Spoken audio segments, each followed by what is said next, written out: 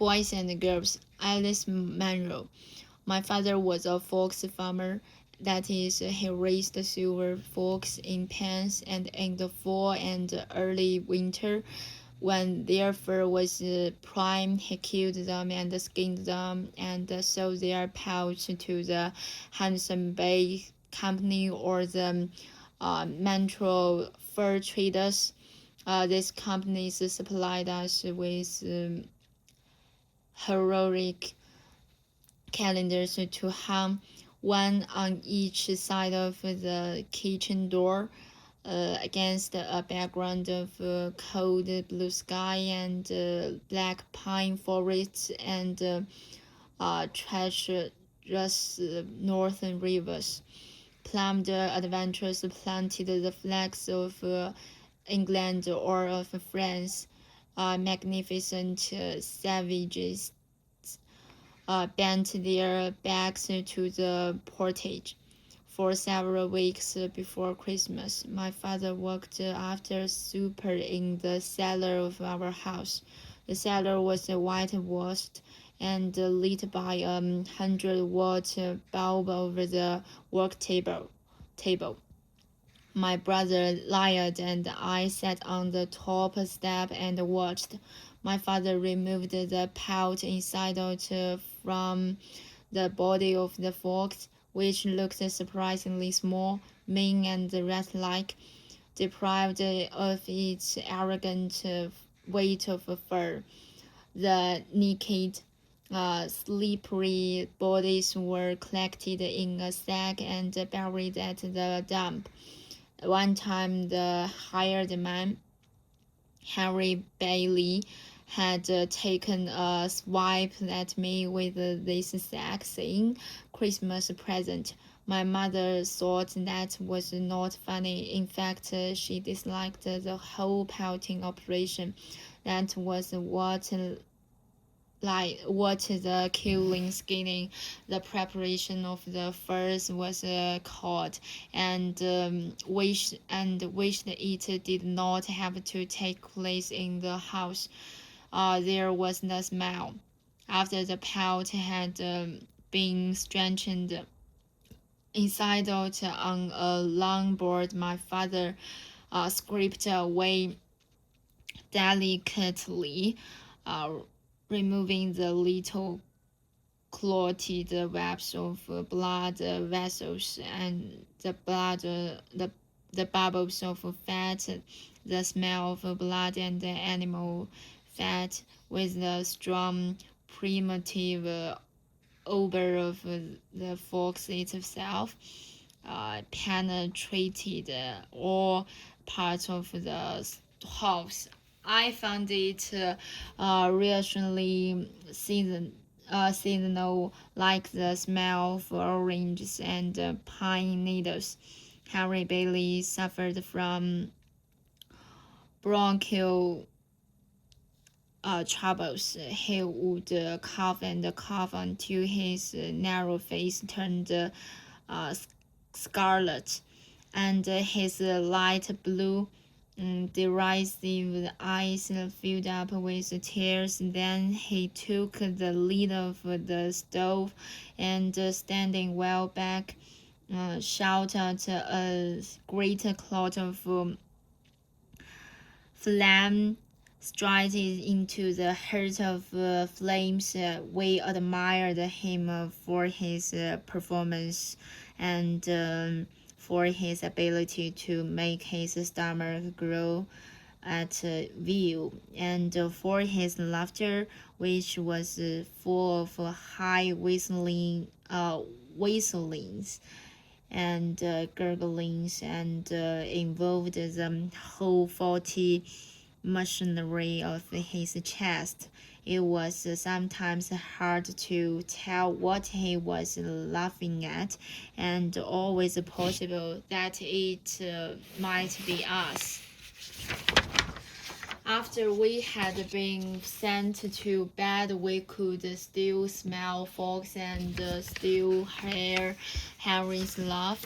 But these things, reminders of the warm, safe, brightly lit downstairs world, seemed lost and diminished, floating on the stale, cold air upstairs. We were afraid at night in the winter. We were not afraid of outside, though this was the time of year when snowdrifts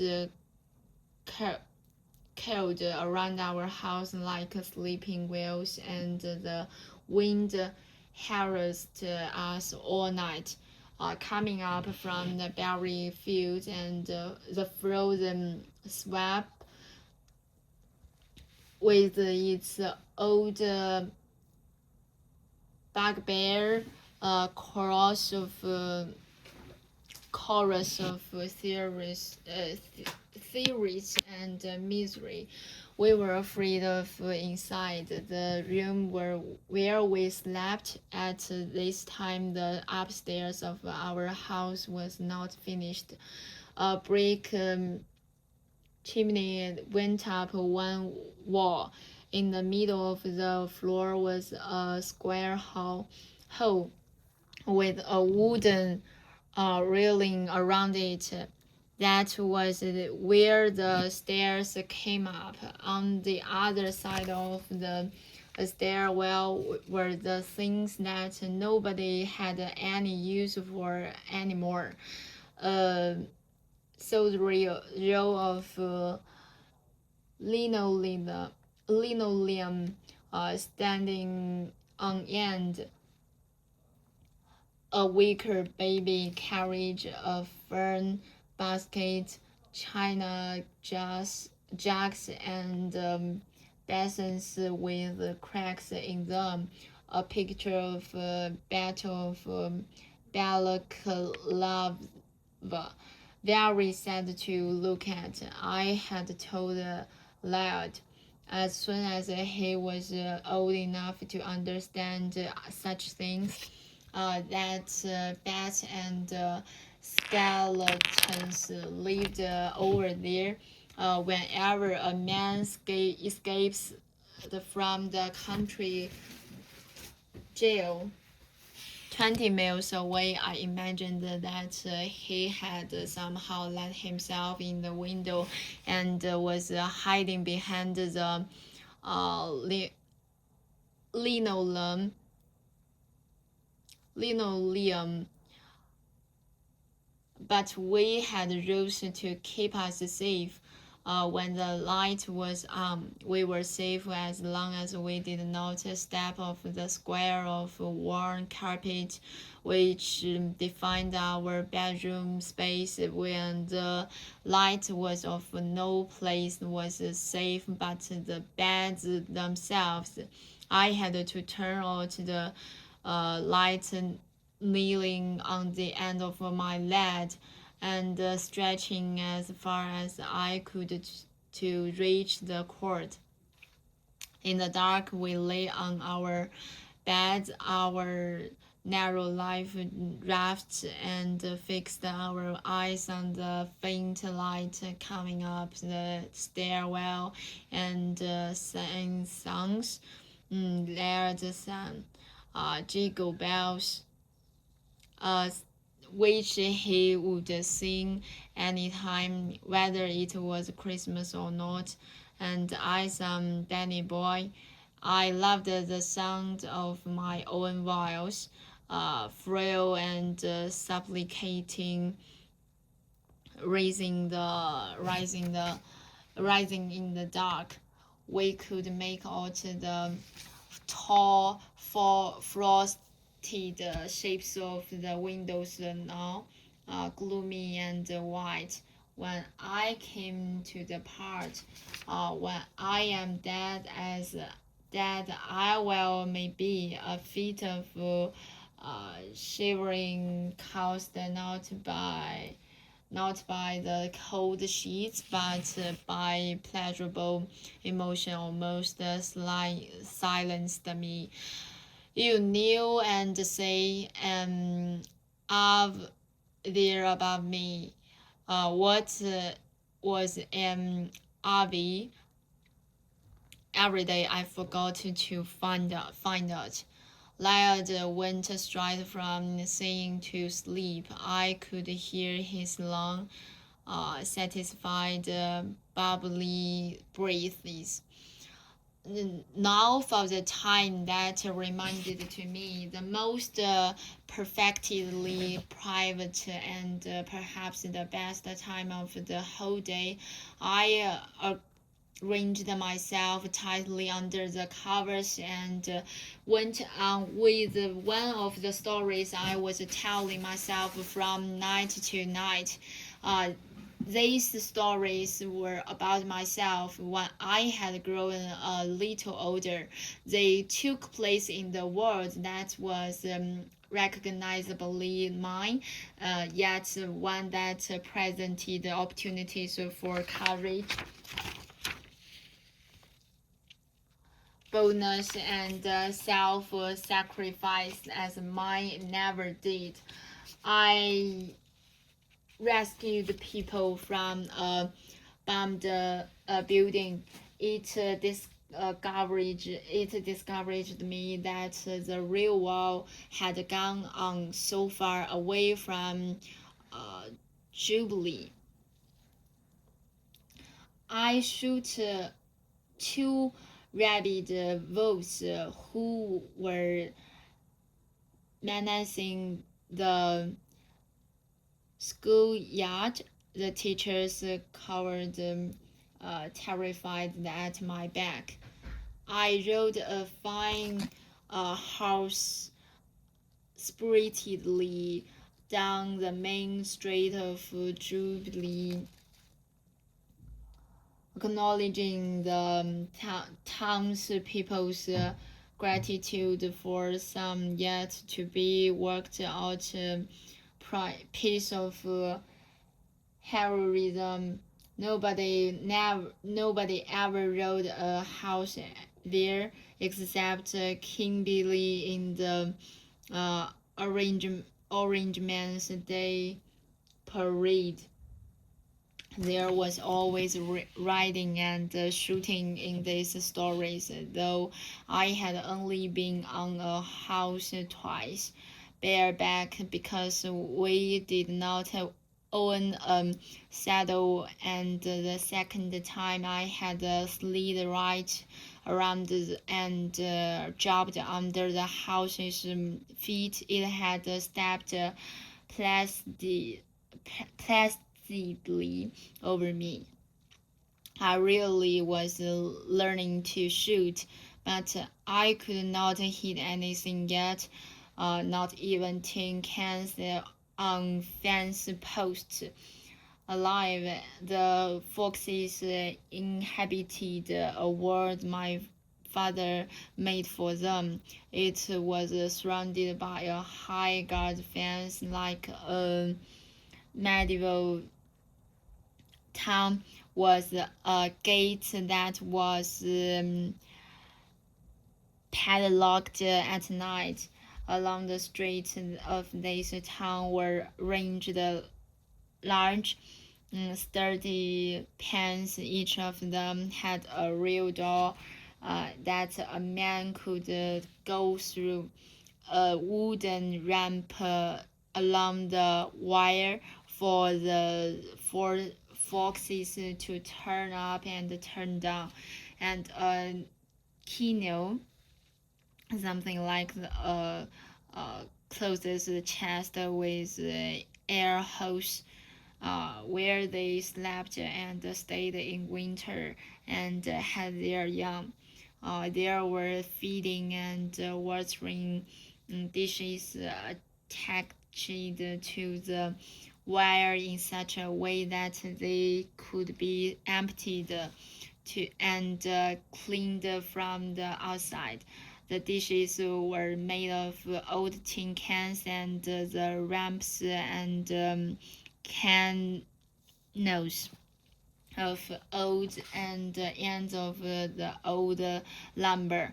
Everything was tidy and ingenious. My father was tirelessly inventive, and his favorite book in the world was Robinson Crusoe. He had fitted a tin drum on a wheelbarrow for bringing water down to the pens.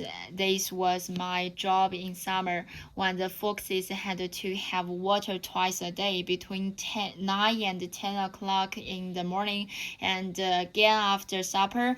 I filled the drum at the pump and trundled it down through the barnyard to the pens where I parked it and filled my watering can and went along the streets. Laird came too with his little cream and green gardening can filled too full and knocking against his legs and slopping water on his canvas shoes. I had the real watering can, my father's, though I could only carry it 3/4 full. And the foxes all had names which were printed on a tin plate and hung beside their doors. They were not named when they were born, but when they survived the first year's pelting and were added to the breeding stock.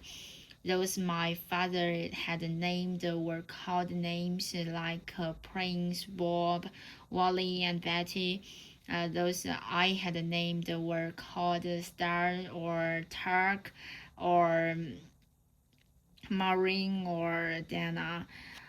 Laird named one mound after a hired girl we had when he was little. Uh, one Harold after a boy at school, and one Mexico. He did not see why. Naming them did not make pets out of them. Or anything like it. Nobody but my father ever went into the pens, and we had twice had blood poisoning from bites when I was bringing them their water. They proved up and down on the path they had made inside their pens. Darking seldom. They saved at that for nighttime, when they might get up a cross of community frenzy, but always watching me, their eyes burning clear gold and their pointed malevolent faces. They were beautiful for their delicate legs and heavy aristocratic tails, and the bright fur sparkled and on the dark down their backs, which gave them their name, but especially for their faces. John is exquisitely sharp in pure hostility, and their golden eyes. Besides carrying water, I helped my father when he cut the long grass and the lamb's quarter and flowering money mask that grew between the pens. He cut with the scythe and I ranked into piles. Then he took a pitchfork and threw fresh cut grass all over the top of the pens to keep the foxes cooler and shade their coats, which were browned by too much sun. My father did not talk to me unless it was about the job we were doing.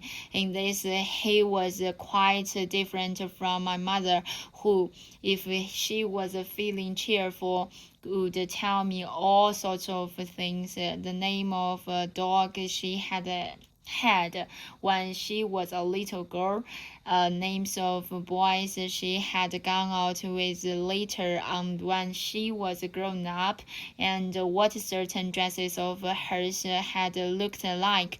She could not imagine now what had become of them. Whatever thoughts and stories my father had were private, and I was shy of him and would never ask him questions. Nevertheless, I worked willingly under his eyes and with a feeling of pride.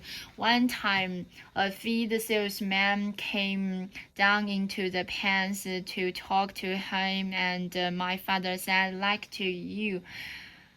to have you meet my new hired man. I turned away and ranked furiously red in the face with pleasure. Could have fooled me, said the salesman. I thought it was only a girl. After the grass was cut, it seemed suddenly much later in the year. I worked stubble in the earlier evenings, aware of reddening skies and the entering silences of fall. When I viewed the tank out of the gate and put the padlock on, it was almost dark. One night at this time, I saw my mother and father standing, talking on the little rise of ground we called the gangway in front of the barn. My father had just come from the meat house where he had his stiff, bloody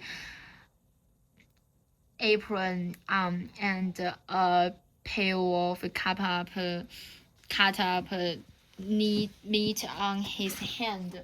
It was an old thing to see my mother down at the barn. She did not often come out of the house unless it was to do something, hang out the wash or dig potatoes in the garden. She looked out of place with her bare, lumpy legs not touched by the sun, her apron still on and damp across the stomach from the superstitious. Her hair was tied up in a kerchief, wisps of it falling out. She would tie her hair up like this in the morning, saying she did not have time to do it properly, and it would stay tied up all day. It was true too. She really did not have time. These days, our back porch was filled with baskets of peaches and grapes and pears bought in town, and onions and tomatoes and cucumbers grown at home, all waiting to be made into jelly and jam and preserves, pickles and chili sauce in the kitchen. There was a fire in the stove all day. Jars clinked in boiling water.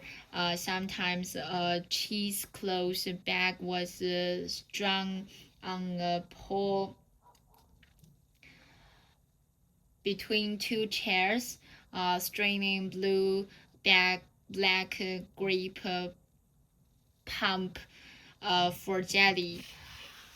I was given jobs to do, and I would sit at the table peeling peaches that had been soaked in the hot water, or cutting up onions, my eyes smarting and streaming.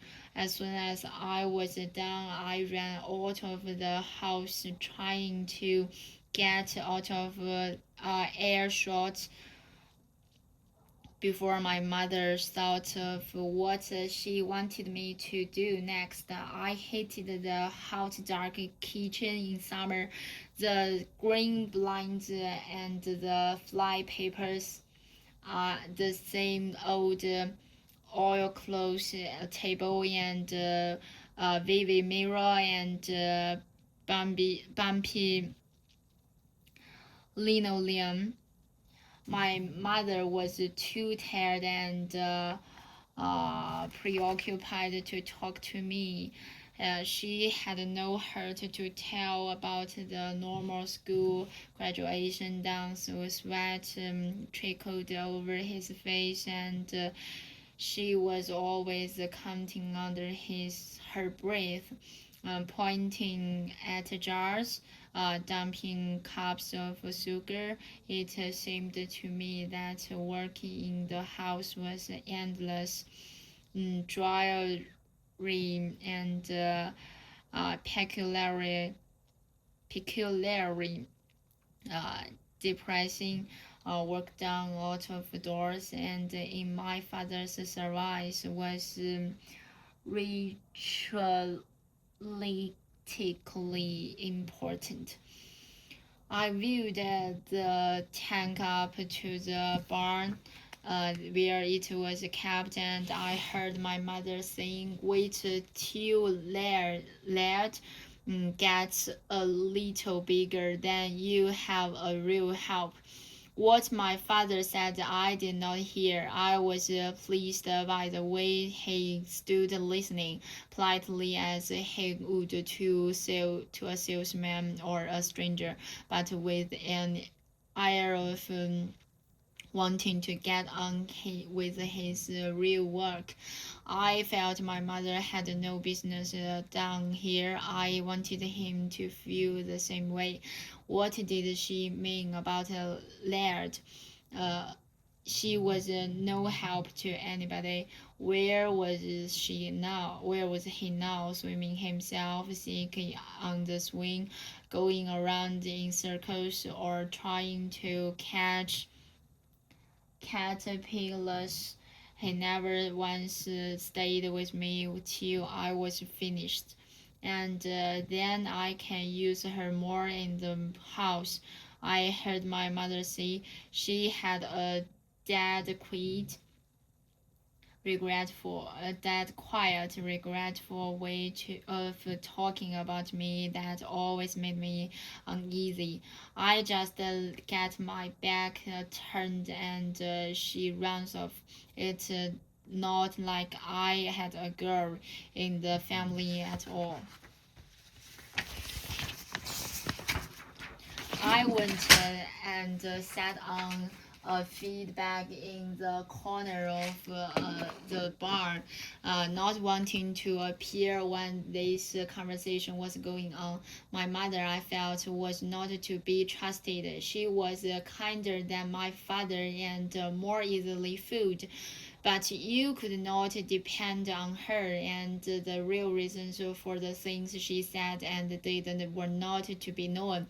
She loved me, and she sat up late at night, making a dress of the difficult style I wanted for me to wear when school started. But she was also my enemy. She was always plotting. She was plotting now to get me to stay in the house more, although she knew I hated it, because she knew I hated it and keep me from working for my father. It seemed to me she would do this simply out of perse- uh, perversity, and to try her power. It did not occur to me that she could be lonely or jealous. No grown up could be. They were too fortunate. I sat and kicked my heels monotonously against a feedback, raising dusked and did not come out till she was gone. At any rate, I did not expect my father to pay any attention to what she did.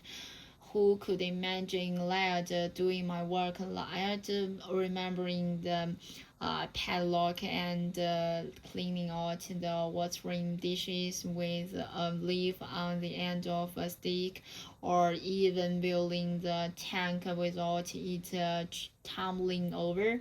It showed how little my mother knew about the way things really were. I have forgotten to see what the foxes were fed. My father's bloody apron reminded me. They were fed heron house meat. Uh, at this time, most farmers still kept horses, and when a horse got too old to work, or broke a leg, or got down and would not get up, as they sometimes did, the owner would call my father, and he and Henry went out to the farm in the trunk. Usually they shoot and butchered the house there, paying the farmer from $5 to $12. If they had already too much meat and on hand, they would bring the house back alive and keep it for a few days or weeks in our stable until the meat was needed. After the war, farmers were buying tractors and gradually getting rid of horses altogether. So it sometimes happened that we got a good healthy horse that there was just no use for anymore. If this happened in the winter, we might keep the horse in our stable till spring, for we had plenty of hay, and if there was a lot of snow and the plow did not always get our road cleared, it was convenient to be able to go to town with a horse and a cutter. The winter I was 11 years old, we had two horses in the stable. We did not know what names they had before, so we called them Mac and Flora. Mac was an old black workhorse, still sooty and indifferent. Flora was sorrow mare driver. Well, we took them both out in the cutter. Mac was slow and easy to handle. Flora was given to fits of violent alarm, wearing at cars and even at other horses. But we loved her speed and high stepping, her general air of gallantry, gallantry and abandon. On Saturdays, we went down to the stable, and as soon as we opened the door on its cozy, animal smelling darkness, Flora threw up her head, um, rolled her eyes, whinnied despairingly, and pulled herself through a crisis of nerves on the spot. It was not safe to go into her stall.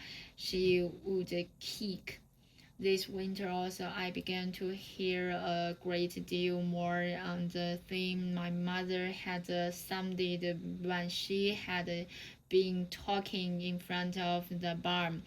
I no longer felt safe. It seemed that in the minds of the people around me, there was a steady undercurrent of thought, not to be deflected on this one subject. The word girl had formerly seemed to me innocent and unburdened, like the word child. Now it appeared that it was no such thing. A girl was not, as I had supposed, simply that I was. It was that I had to become. It was a definition always touched with emphasis, with approach, with reproach and disappointment. Also, it was a joke on me. Once Lyad and I were fighting, and for the first time ever, I had to use all my strength against him. Even so, he caught and pinned me, and pained my arm for a moment, really hurting me. Harry saw this and laughed, saying, "Oh, that's their Led's gonna show you one of these days." Led was getting a lot bigger, but I was getting bigger too. My grandmother came to stay with us for a few weeks, and I heard the other things. Girls don't slam doors like that. Girls keep their knees together when they sit down. And worse still, when I asked some questions that's none of the girls' business, I continued to slam the doors and sit as awkwardly as possible, thinking that by such measures I kept myself free. When spring came, the horses were let out in the barnyard. Mac stood against the barn wall, trying to scratch his neck and haunches, but Flora trotted up and down and reared at the fences, clattering, clattering her hooves against the rails. Snowdrifts dwindled quickly, revealing the hard gray and brown earth, the familiar rise and fall of the ground, plain and bare after the fantastic landscape of winter. There was a great feeling of opening out, of release. We just warm bubbles now over our over our shoes. Our feet felt ridiculously light. One Saturday we went out to the stable and found all the doors open, letting in the unaccustomed sunlight and fresh air. Henry wasn't there, just idling around looking at his collection of calendars, which they're tacked up behind the stalls in a part of the stable my mother had probably never seen. "Come to say goodbye to your old friend Mac," Henry said. "Here you give him a taste of oats."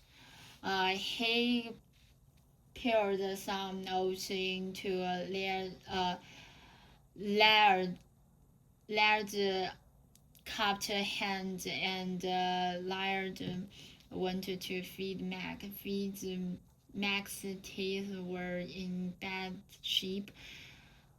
She He ate very slowly, patiently shifting the oats around in his mouth, trying to find a stump of a molar to grind it on. Poor old Mac, said Harry mournfully. When a horse's teeth gone, he's gone. That's about the way. Are you going to shoot him today? I said. Mac and Flora had been in the stable so long I had almost forgotten they were going to be shot. Henry didn't answer me. Instead, she started to sing in a high, trembly, mocking, sorrowful voice. Oh, there's no more work for poor Uncle Ned. He's gone where the good darkies go. Max thick, blackish town worked diligently at Laird's hand. I went out before the song was ended and sat down on the gangway. I had never seen them shoot a house, but I knew where it was done. Last summer, Laird and I had come upon a house entrails before they were buried. Uh, we had thought it was a big black snake coiled up in the sun that was around in the field that ran up beside the barn. I thought that if we went inside the barn and found a wide crack or a north hole to look through, they would we would be able to see them to eat. It was not something I wanted to see. Just the same, if a thing really happened, it was better to see it and know. My father came down from the house, carrying the gun. What are you doing here? He said. Nothing. Go on up and play around the house. He sent Laird out of the stable. I said to Laird, "Do you want to see them shoot Mac?" And without waiting for an answer, led him around to the front door of the barn, opened it carefully, and went in. Be quiet, or they'll hear us, I said. They could hear Harry and my father talking in the stable. Then the heavy, shuffling steps of Mac being backed out of his stall in the loft. It was cold and dark. Thin and crisscross the beams of sunlight fell through the cracks. The hay was low. It was a rolling country, hills and hollows. Sleeping under our feet, about 4 feet up, was a beam going around the walls. We piled hay up in one corner, and I boosted Laird up and horsed myself. The beam was not very wide. We crept along it with our hands flat on the barn walls. There were plenty of knot holes, and I found the one that gave me and the view I wanted. A corner of barnyard, the gate, part of the field.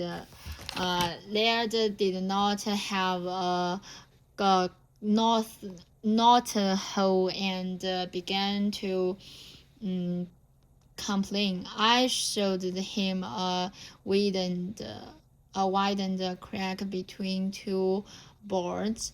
Be quiet and wait. If they hear you, you get us in trouble. My father came inside carrying the gun.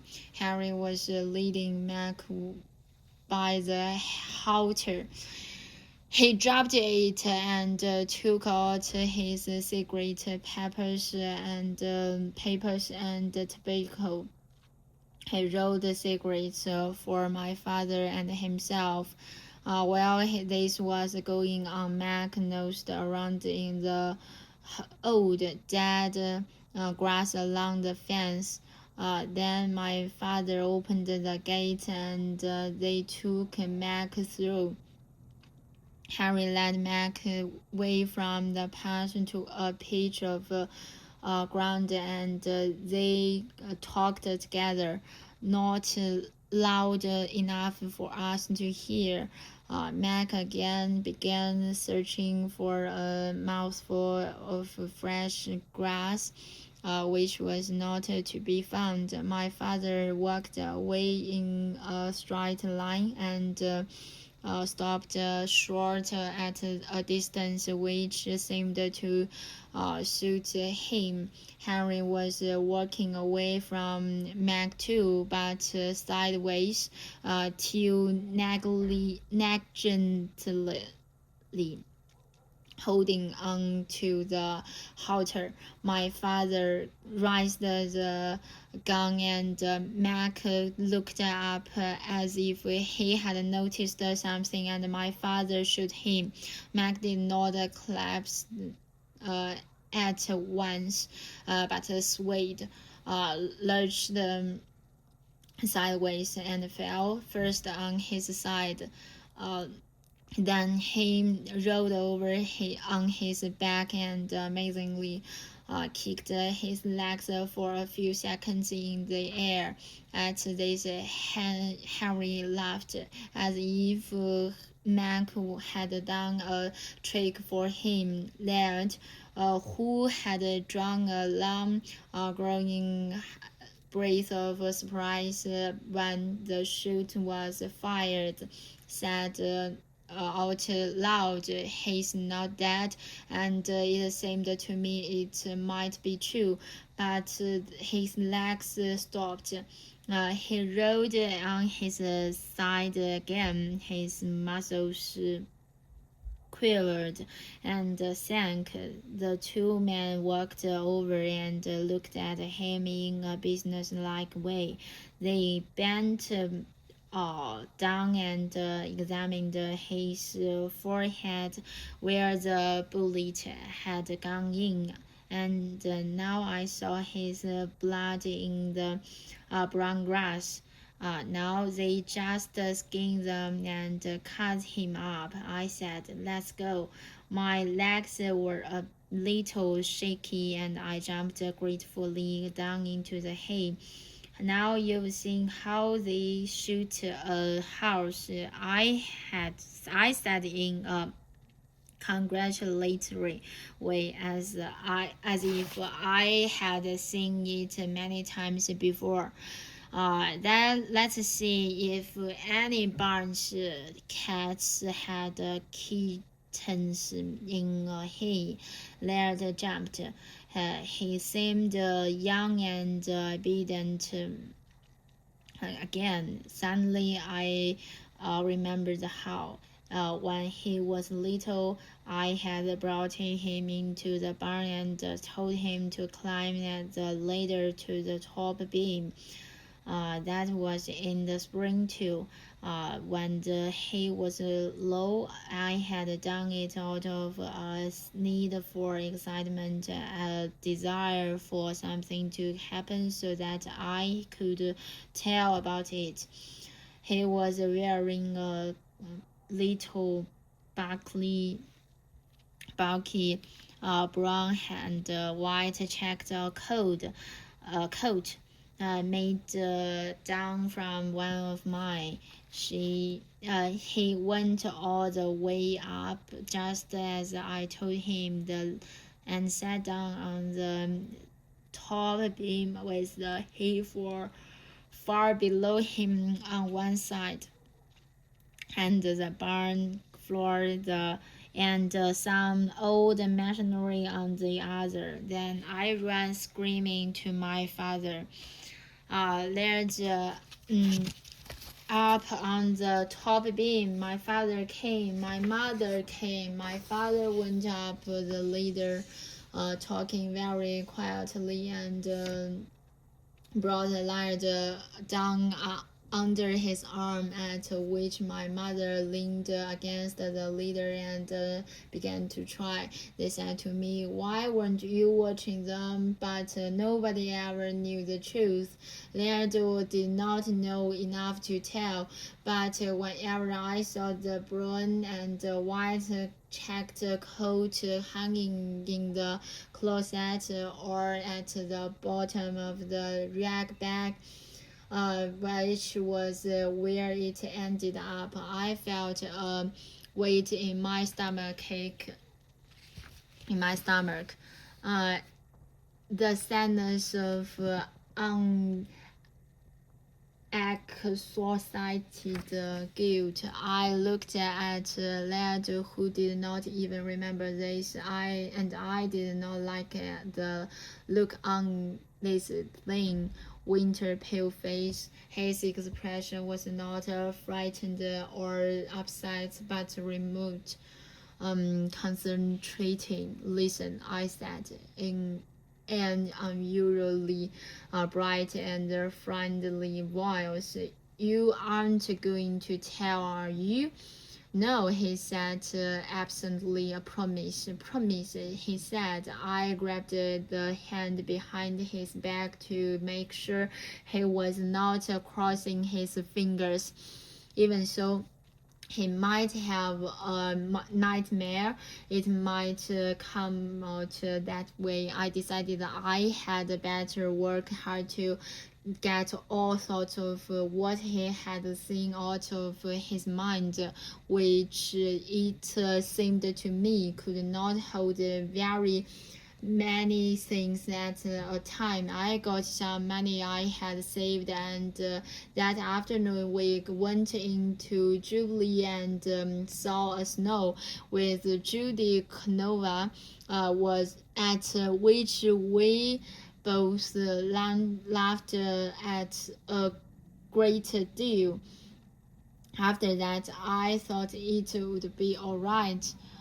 2 weeks later, I knew they were going to shoot Flora.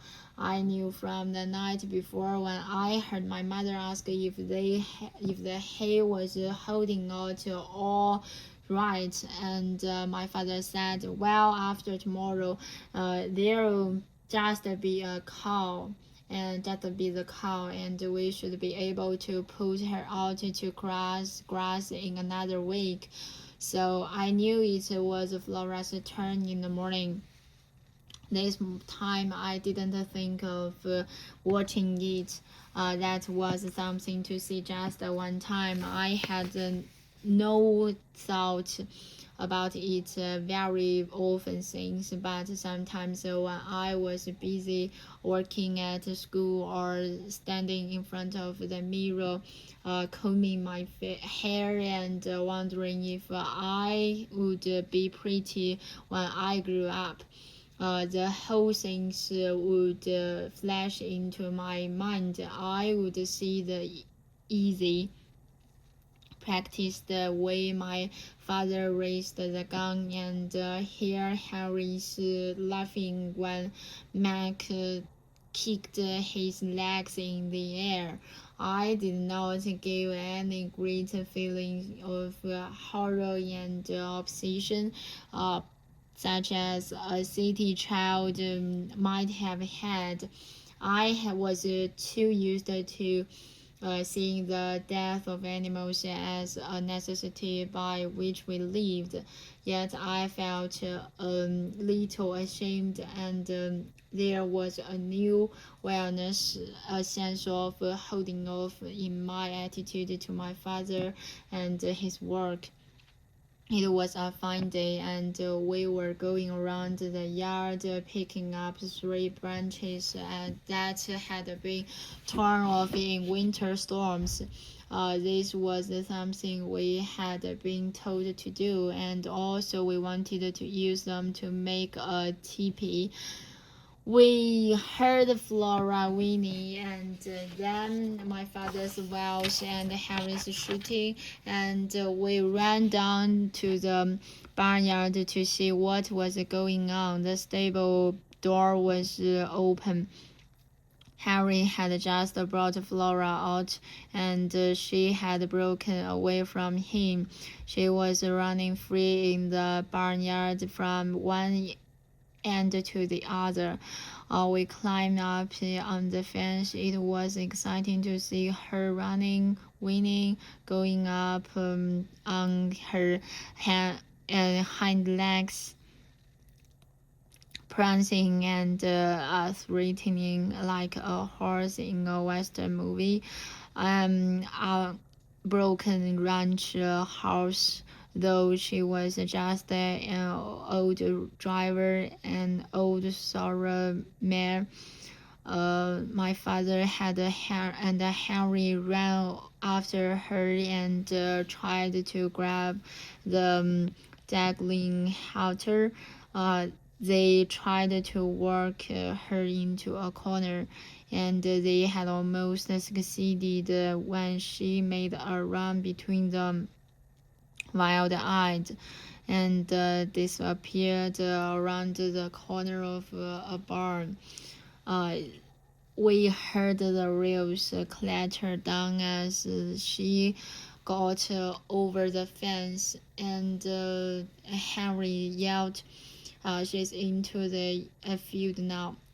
That meant she was in the long, L-shaped field that ran up by the house. If she got around the center, heading towards the lane, the gate was open. The truck had been driven into the field this morning. My father shouted to me, because I was on the other side of the fence, nearest the lane. "Go shut the gate." I could run very fast. I ran across the garden past the tree where our swing was hung, and I jumped across a ditch into the lane. There was an open gate. She had not got out. I could not see her up on the road. She must have run to the other end of the field. The gate was heavy. I lifted it out of the gravel and carried it across the roadway. I had it halfway across when she came in sight, uh, galloping straight towards me. There was just time to get the chain on. Laird came scrambling through the ditch to help me. Instead of shutting the gate, I opened it as wide as I could. I did not make any decision to do this.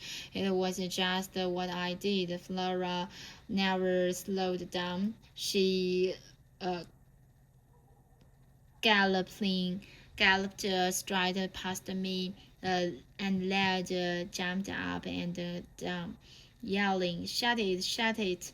Mm, Even after it was too late, my father and Harry appeared in a field a moment too late to see what I had done. They only saw Flora heading for the township road. They would think I had not got there in time. They had not wasted any time asking about it. They went back to the barn and now got the gun and the knives they used and put this in the truck. Then they turned the truck around and came bouncing up the field toward us. Laird called to them, "Let me go too, let me go too." And Harry stopped the truck and they took him in. I shut the gate after they were all gone. I supposed Laird would tell.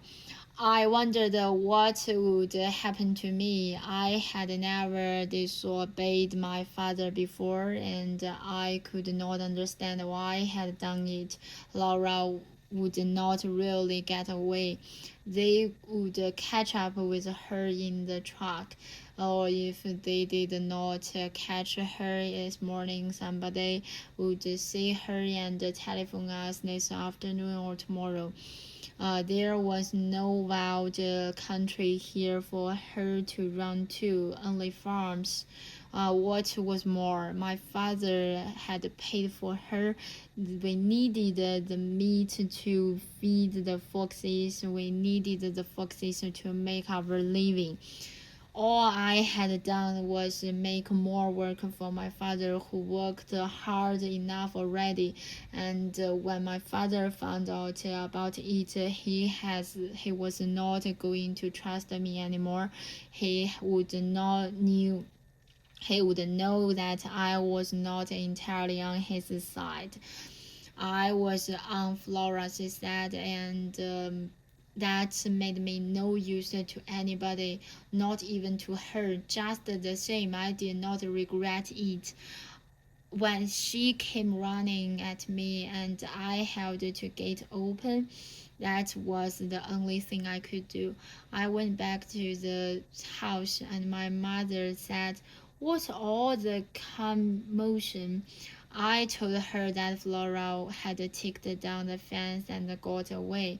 "Your poor father," she said. "Now he'll have to go chasing over the countryside. Well, there isn't any use planning dinner before when." She put up the ironing board. I wanted to tell her, but thought better of it and went upstairs and sat on my bed. Lately, I had been trying to make my part of the room fancy, spreading and the bed with old lace curtains, and fixing myself a dressing table with some leftovers of cretonne for a skirt.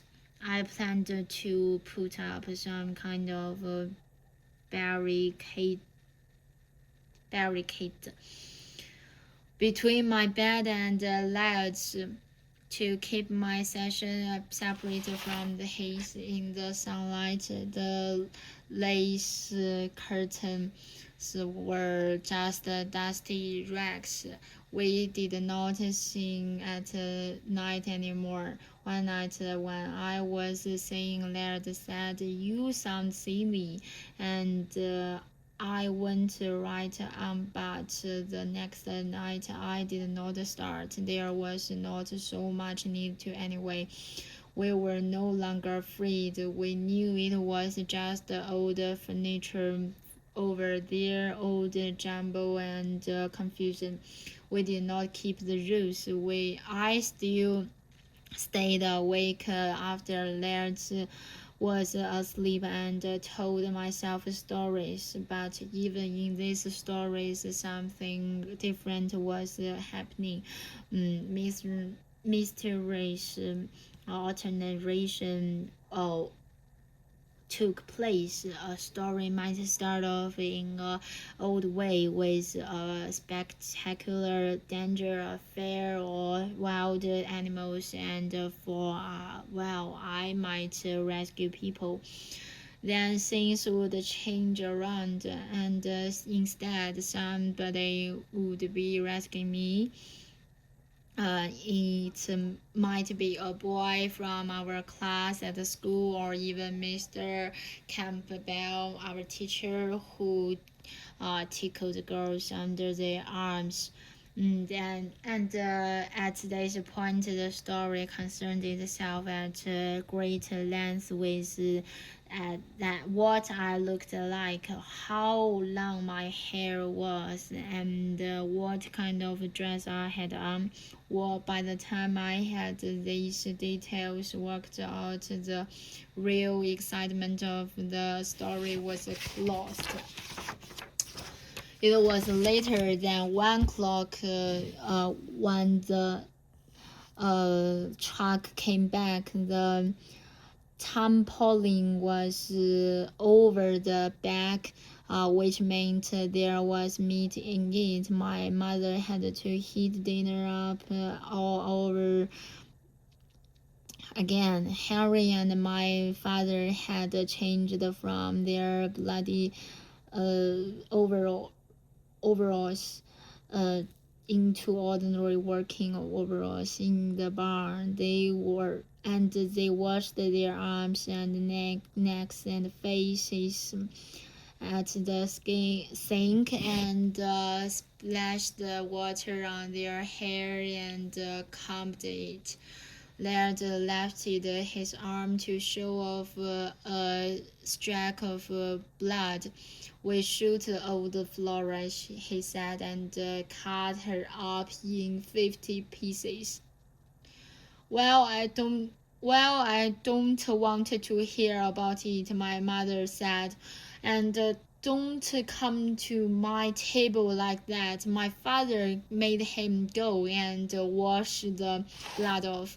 We sat down, and my father said grace, and Henry pasted his chewing gums on the end of his fork, the way he always did when he took it off, and he would have us admire the pattern. We began to pass the bowls of steaming overcooked vegetables. Laird looked across the table at me and said proudly, distinctly, "Anyway, it was her fault Flora got away." "What?" my father said. "She could have shut the gate, and she didn't. She just opened it up, and Flora ran out." "Is that right?" my father said. Everybody at the table was looking at me. I nodded, swallowing food with great difficulty. To my shame, tears flooded my eyes. My father made a curt sound of disgust. "What did you do that for?" I did not answer. I put down my fork and waited to be sent from the table, still not looking up. But this did not happen. For some time, and nobody said anything. Then Laird said, matter of factly, "She's crying." "Never mind," my father said. He spoke with resignation, even good humor. The words which absolved and dismissed me for good. She's only a girl," he said. I didn't protest that. Even in my heart, maybe it was true.